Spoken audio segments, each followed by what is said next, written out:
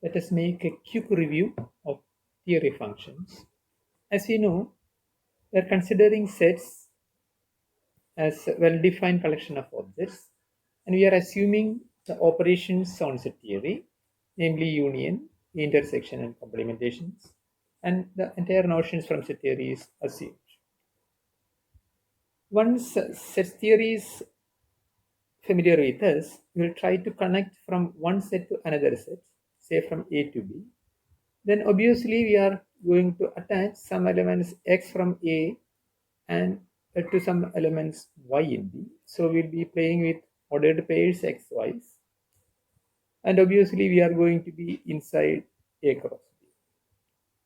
And the theory of relations are further proceeded. But in particular, very specific relations are going to be considered, and then we will reach at the notions of functions, especially the single valuedness as well as well definitive for every element in the input set makes the whole definition of function. More precisely, let us start with sets A and B. A function f from A to B is going to be an assignment, or just take any or every element x in A. If there is a unique assignment y in B, then we are going to say that f defines a function from A to B. While defining f from A to B, whenever we are having this A and B are sets and f is a connection or it's a function from A to B, for every element x, we are attaching a unique element y in B. In this case, we used to write y as f of x. It usually gives the rule for the function from A to B. In this case, y equals f of x, so y is said to be the image of x under f, and x is called the pre-image of y. Moreover, the input set for the function A, we'll call that the domain for the function. That is usually called as the domain of the function. Maybe we can write it as d of f also. All the output values are taken y from B, and this set we'll call it as the codomain of f.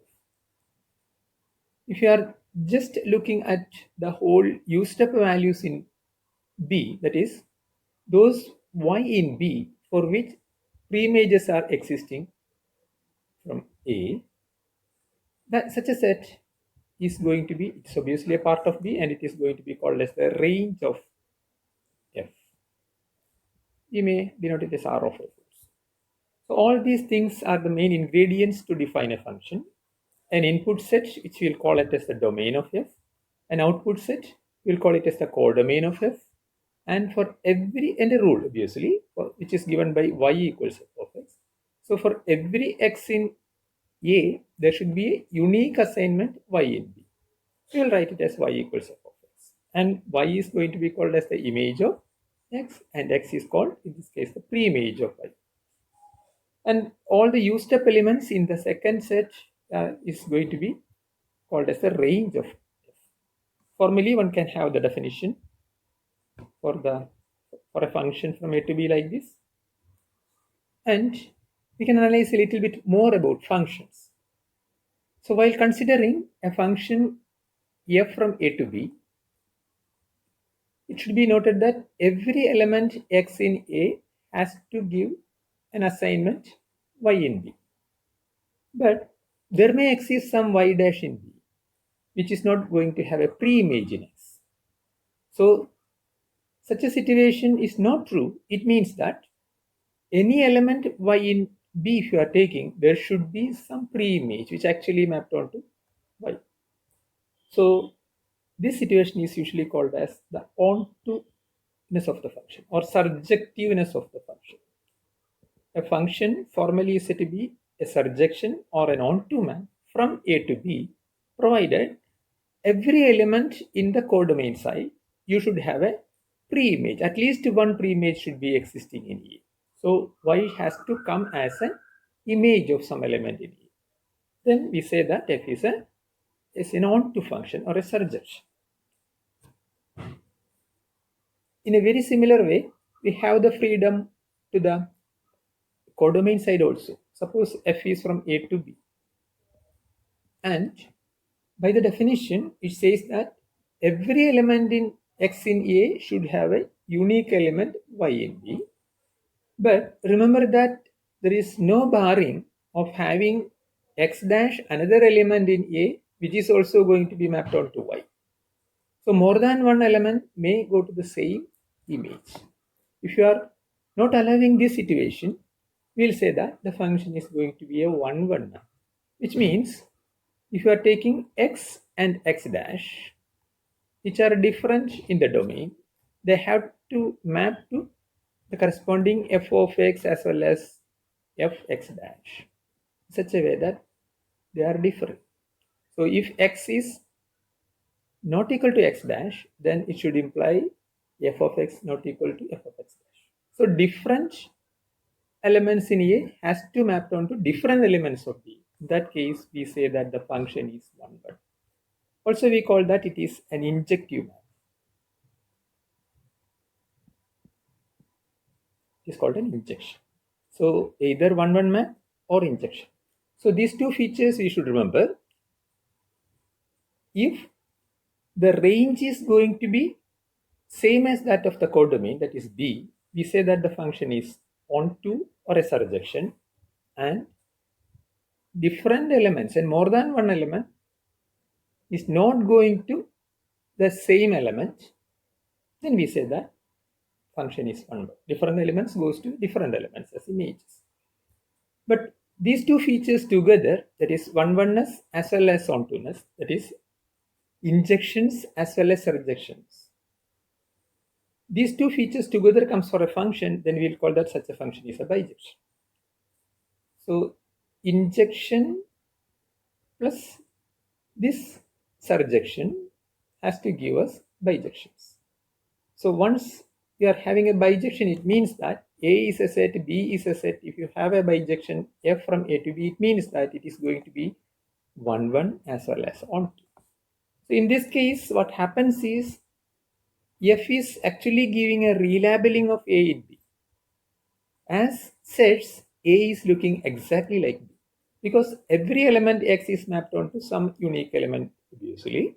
More than that, any element here, that is, anywhere you are taking that, if it comes from X before, it has to be only one image in it should have, which means it just gives a relabeling of A and B.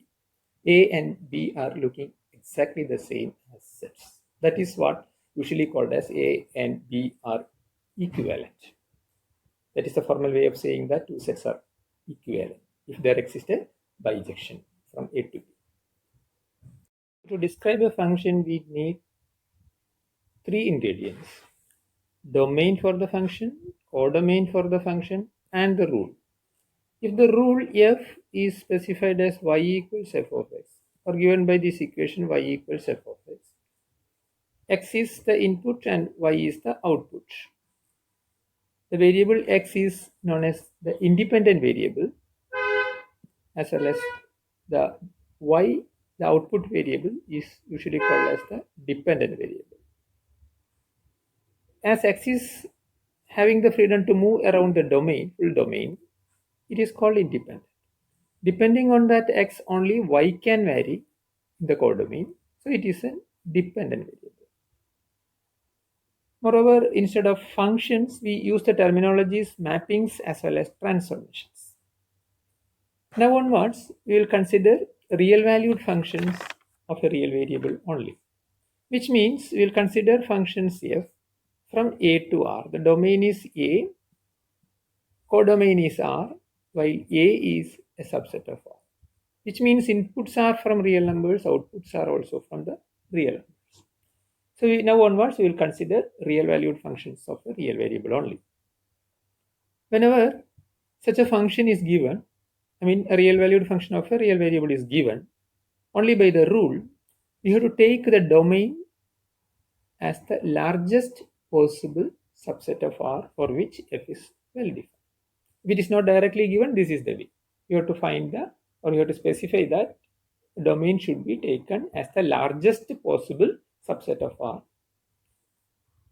For example, if you are given with a function y equals non-negative square root of x. So the radical signature is usually stands for non-negative square roots, either 0 or positive.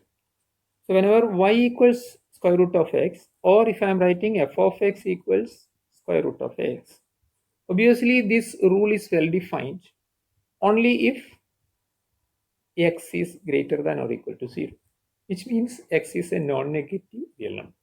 So we have to take the domain of this function d of f, I may write, as a set of all non-negative real numbers. So what I have to write down here is either I can just write down set of all x in R with x greater than or equal to 0, or by just looking at the real line, what is happening here is the 0 is available here, then everything greater than or equal to 0. That is means I can just start from 0 and go along the right line.